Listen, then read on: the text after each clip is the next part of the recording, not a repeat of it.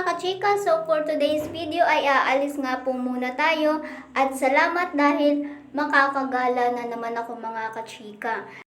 At dahil nga ngayon nga lang ulit ako mga kalabas mga kachika, susulitin ko na ito mga kachika. Dahil alam nyo naman hindi ako nila sinasama sa labas. Lagi lang akong taong bahay mga kachika. Nakakalabas ako dito lamang sa amin papuntang tindahan. Kaya naman mga kachika, let's go! Eto nga iniintay namin si mama at saka si tita. Eto nga lumabas na si mama mga kachika. At sunod naman lumabas din dito si tita. Silang dalawa nga pala ay pupunta sa barangay dahil aarkila sila ng tent at ng upuan mga kachika. Dahil bukas po ay second death anniversary na po ni Lolo. Kaya kailangan po namin mag-arkila ng tent at saka upuan. Kanina pinuntahan na nila ito pero sabi wala pa daw yung nanay nila doon. Kaya ito binalikan nila ngayong hapon. At kami naman at saka yung isa kong tita at saka ako, magpapagupit yung tita ko na isa. Kaya sasamahan ko siya. Siya lang kasi yung nagsasama sa akin. Kaya ngayon ako yung makakagala mga kachika. Kaya naman, let's go! Si Papa nga pala mga kachika yung driver namin ngayon. Ito nga palang gamit-gamit ni Papa na tricycle, kay Lolo pa ito. Dahil nga wala na siya, si Papa at saka yung isa kong tito lang yung gumagamit nito. Dahil sila na lang naman yung marunong mag-drive dun sa bahay. Hindi naman marunong yung iba kong tito mga kachika. Kaya nagagamit pa rin naman kahit wala na si Lolo mga kachika. Pero napabayaan na rin to yung tricycle na to mga kachika. Kasi nung buhay pa si Lolo, sobrang alaga niya to mga kachika. Konting sira lang, pinapaayos niya na. Konting gas-gas, ganyan. Tapos lagi niya tong nilalagyan ng mga design. Ganyan, nilalagyan ng mga sticker, ganyan mga kachika. Sobrang alaga niya to mga kachika. Kasi ginagamit niya ito sa pamamasada mga kachika. Kaya nga, ngayon na wala na siya, napabayaan na rin siya mga kachika. Eto nga sa sobrang daldal ko sa inyo mga kachika, nakarating na pala kami dito sa may Pure Gold. Mamaya papasok kami dyan pero sila mama ay pupunta muna sa barangay hall mga kachika para mag-arkila ng tent at saka upuan. Kami naman ni tita ay bababa na dito sa may tapat ng Pure Gold. Kaya nga eto at dito kami magpapark muna saglit dahil bababa kami ng isang tita ko. Dalawang tita ko nga pala yung kasama kaya puro ako tita ng tita mga kachika. At eto nga tumawid na uli kami dito mga kachika dahil magpapagupit nga pala yung tita ko mga kachika. Yung isang tita ko kasama ni mama at yung kasama ko mga kachika ay bunsong kapatid nila mama. Kaya ito mga kachika, tawid uli kami dito. At yan nga pala yung tita ko na magpapagupit, magpapalayer siya ng buhok niya. Dito lang naman yun mga kachika. Mura lang naman yung pagpapagupit dito. 100 lang yung binayad nyo dyan mga kachika. At ito nga mga kachika, papasok na kami. Sa part na nga pala itong mga kachika hindi ko na nabidyohan yung paggugupit sa kanya, kung paano yung ginawang paggugupit na layered sa kanya. Kasi kala ko bawal mag-video mga kachika. Pero nung nag-video na ako nung malapit na matapos, pwede naman pala mga kachika. Pero okay na yun mga kachika para hindi masyado mahaba itong video mga kachika. Kaya yan, ito na lang yung nakikita nyo na ginagawa sa kanya mga kachika. Pinapainit na lang yung buhok niya pagkatapos i-layer.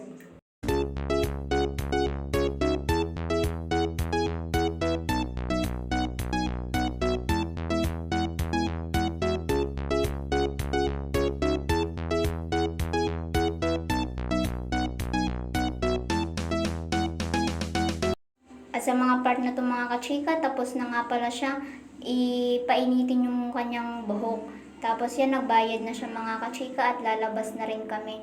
Pero titingin muna siya sa salamin mga kachika. At ito nga, nasa labas na nga kami mga kachika.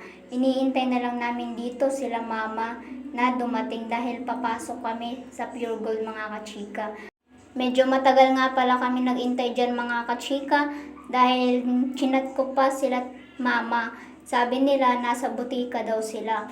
Tapos sunod naman, pag-chat uli ni tita sa kanila, nasa plastikan daw. Bumibili kasi sila mga kachika ng mga sandok na gagamitin para bukas sa pagluluto mga kachika. At maya-maya rin naman, dumating na rin sila mga kachika kaso matagal talaga. Eto nga mga kachika at pumasok na rin ako. Nauna na nga pala sa akin dyan si tita, kaya hinahanap ko na lang siya. Ang bibilhin ko lang po pala dito mga kachika ay betadine sana. Kaso wala akong nakitang betadine mga kachika. Na may nakita akong betadine kaso feminine wash siya mga kachika. Kaya ang binili ko na lang mga kachika ay isang bulak. Hindi pala mga kachika. Cotton buds kasi mga kachika, lagi kong ginagamit yung cotton buds mga kachika. Isang plastic lang yung binili ko, yung yung pack, yung ganun mga kachika. Cotton buds mga kachika. Yun lang yung binili ko, 16 pesos lang sila dito sa Pure Gold mga kachika. Kasi kung bibilhin ko yung cotton buds sa tindahan, mahal mga kachika. May nabili ako kahapon kaso kahoy siya mga kachika. Yung ganun mabilis. Yung parang inaamag siya mga kachika. Yung kahoy niya nagkakaroon ng kulay green. Ito nga mga kachika, kala ko betadine. Pala siya, iodine. Tapos ito, tinignan ko ganun din. Wala talaga akong makita mga kachika.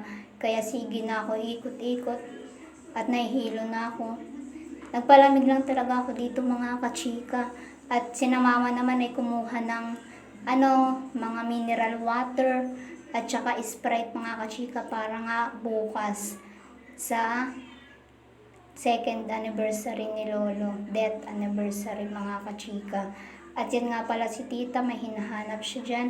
Ewan ko kung basta. Anong beta na yun? Ayun.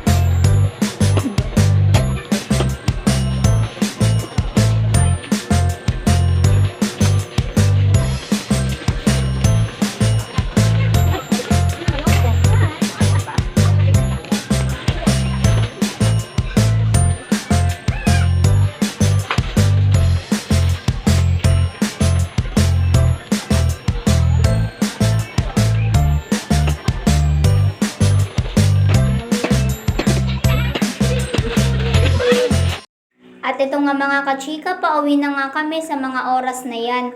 Hindi na nga po pala ako nakapag-video dun sa loob ng Pure Gold habang nagbabayad kami kasi nga mga kachika, nagmamadali na akong lumabas. Kasi pinauna na rin ako ni na mama. At yung cotton buds nga pala na binili ko ay binayaran ko yun mga kachika kay mama. 16 pesos lang naman yun mga kachika. Isa lang yung binili ko kasi yun lang naman yung kailangan ko. Kaya ito mga kachika, pauwi na nga kami dito. At nasa bubong nga pala ng tricycle yung binili nila mama na Sprite at saka mineral water. At habang nga maandar ang tricycle mga kachika, nabutas pala yung mineral water mga kachika. Kaya huminto muna nga pala saglit si Papa dahil nga nahulog yung isang mineral water mga kachika. Kaya ito, kung mapapansin nyo huminto muna kami dito dahil kukunin ni tita yung nahulog na mineral water. Nakatatlong hulog nga pala yan mga kachika. Yan yung unang hulog niya mga kachika, nabutas nga pala kasi yung mineral water, kaya naman inayos muna nila Papa habang nakahinto kami dito sa may gilid mga kachika. Yan nga, inikot muna ni Papa, inayos niya, tinignan niya kung saan banda yung butas at pinabalik ni Papa yung mineral water na nahulog para daw maging masikip uli yung plastic ng mineral water. Kaya yan, inayos muna nila ni tita para hindi na mahulog. Pero nahulog pa rin yan mga kachika. Ewan ko kung bakit. Baka na.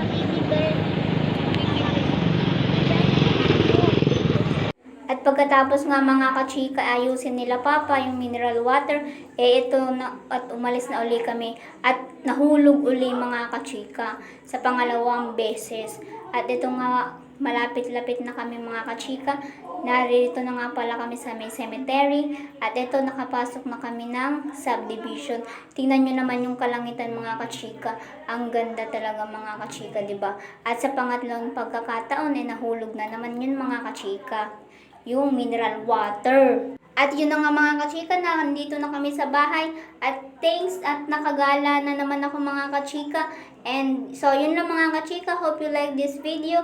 And don't forget to like, share, and follow my FB page mga kachika. Huwag niyong kakalimutan yan. So yun lang, bye!